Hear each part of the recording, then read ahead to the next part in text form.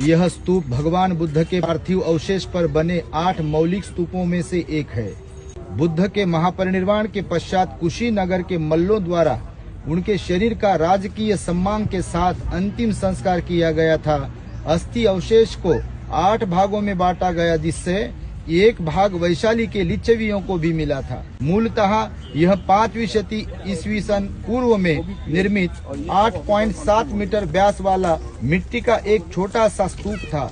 मौर्य, शुंग व कुषाण कालों में पकी ईंटों से आच्छादित करके 4 चरणों में इसका परिवर्धन किया गया। स्तूप के पूर्वी व दक्षिणी भाग में निर्मित आयक संभवतः अब तक प्राप्त आयक पटों में से प्राचीनतम उदाहरण है। उत्खनन की सर्वाधिक महत्वपूर्ण उपलब्धि केंद्र के निकट मिली एक प्रस्तर मंजूषा है, जिसमें राख युक्त मिट्टी के अतिरिक्त एक कौड़ी, कांच के 2 मनाके, सोने की पत्ती का टुकड़ा।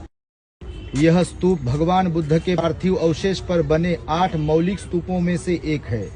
बुद्ध के महापरिनिर्वाण के पश्चात कुशीनगर के मल्लों द्वारा उनके शरीर का राजकीय सम्मान के साथ अंतिम संस्कार किया गया था।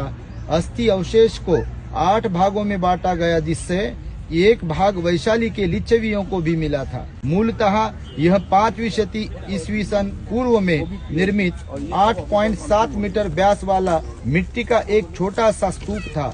मौर्य, शुंग व कुषाण कालों में पकी ईंटों से आच्छादित करके 4 चरणों में इसका परिवर्धन किया गया। स्तूप के पूर्वी व दक्षिणी भाग में निर्मित आयक संभवतः अब तक प्राप्त आयक पटों में से प्राचीनतम उदाहरण है।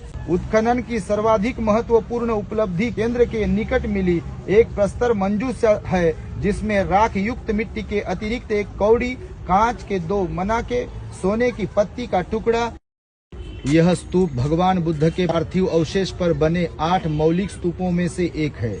बुद्ध के महापरिनिर्वाण के पश्चात कुशीनगर के मल्लों द्वारा उनके शरीर का राजकीय सम्मान के साथ अंतिम संस्कार किया गया था।